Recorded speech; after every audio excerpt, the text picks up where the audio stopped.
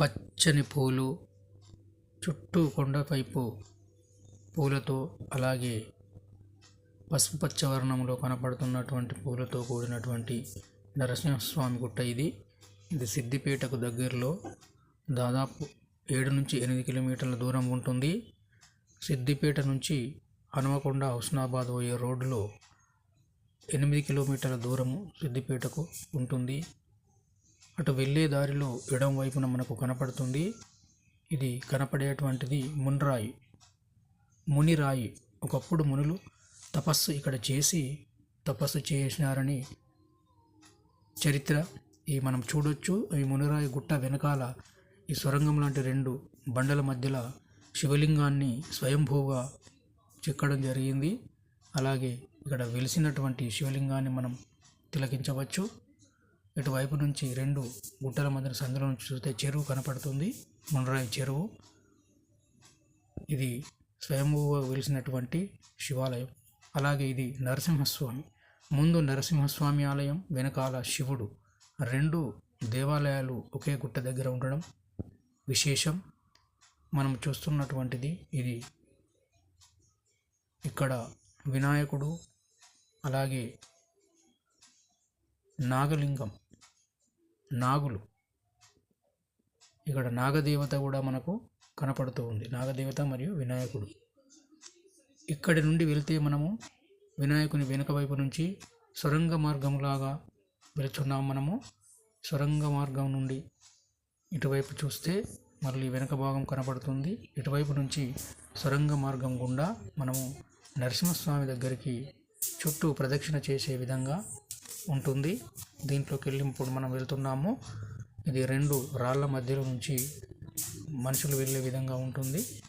ఇక్కడికి వెళ్ళిన తర్వాత గుడి ముందు, నరసింహస్వామి గుడి ముందు వేప చెట్టు, చాలా సంవత్సరాల నుంచి ఉన్నటువంటి వేప చెట్టు ఇది. ఈ వేప చెట్టు పైన నరసింహస్వామి వెలిసినటువంటి రూపంలాగా మనకు కనపడుతుంది. ఇది నరసింహస్వామి ముందు హనుమాన్ దేవాలయం. ఇది హనుమాన్ దేవాలయాన్ని మనం చూడవచ్చు ఇక్కడ.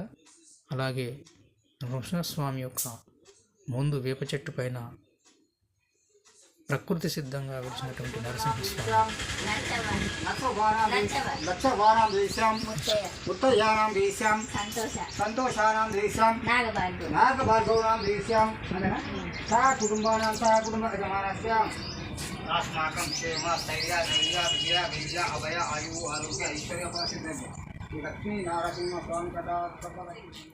ఇది నరసింహస్వామి గుడి ముందు ఉన్నటువంటి శిలాశాసనం. ఈ శిలాశాసనం పైన సూర్యుడు, చంద్రుడు మనం ఇక్కడ చూడవచ్చు. ఇది చాలా పురాతనమైనటువంటి గుడిని మనకు ఈ ఆనవాళ్ళు కనపడుతున్నాయి. वैष्णवीनाम देशम नवदीपनाम देशम परिदीपनाम देशम दयाकरनाम देशम लावण्यनाम देशम प्रसन्ननाम देशम राम लक्ष्मीनाम देशम वेदश्रीनाम देशम सा कुटुंबानाम सा कुटुंब यजमानस्य अस्माकं क्षेम स्थैर्य धैर्य विजय वीर्य अभय आयु आरोग्य ऐश्वर्य फल सिद्धि श्री लक्ष्मी नारसिंह स्वामी कटाक्ष फल सिद्धिरस्तु चक्रवर्ती ग्रहनिवासाय नित्याय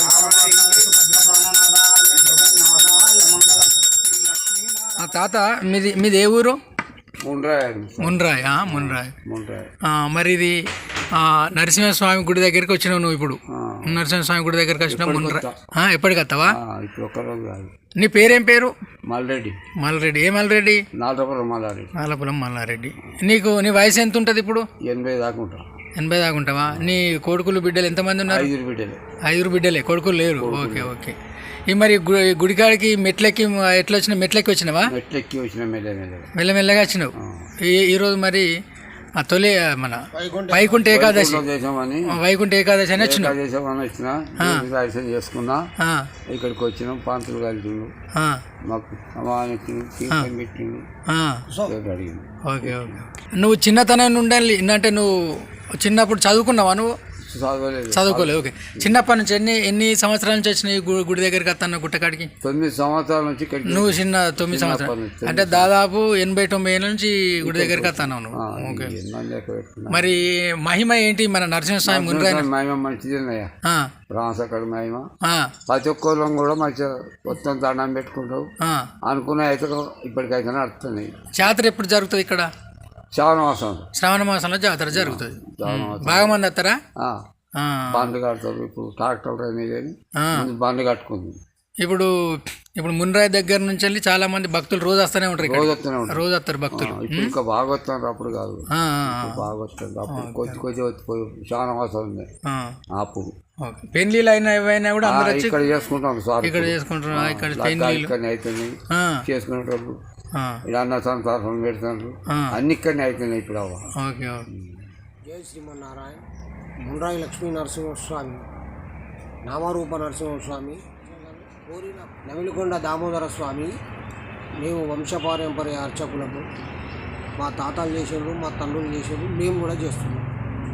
మేము చేయబట్టి 50 సంవత్సరాలు దగ్గరకు వస్తున్నాం. మీ తాతల నుండి ఇక్కడనే చేస్తున్నారు పౌరోహితం. Okay okay. భక్తులు ఎప్పుడు వస్తారా? రోజు 365 రోజులు సంవత్సరంలో 365 రోజులు ఎప్పటికీ ఇది స్వామివారు సన్నిధి ఎప్పటికీ కలకాల నిత్య కళ్యాణం పచ్చతోరణం. ఇక్కడ ఎప్పటికీ కళ్యాణాలు జరుగుతుంటాయి, హోమాలు జరుగుతుంటాయి, గోదా కళ్యాణం జరుగుతుంటుంది. శ్రావణ మాసము శావలు తీస్తుంటారు. జాతర ఎప్పుడు జరుగుతుంది? శ్రావణ మాసము వైశాఖ మాసము బ్రహ్మోత్సవం వారం రోజులు బ్రహ్మోత్సవాలు జరుగుతాయా?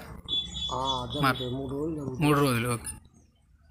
ఇంకా దీని దేవుని యొక్క స్టోరీ మీరు ఏమైనా చెప్పగలుగుతారా? కథ ఇది ఇక్కడ ఇట్లా వెలిసింది, నరసింహస్వామి స్వయంభూగా వెలిసిండ్రా?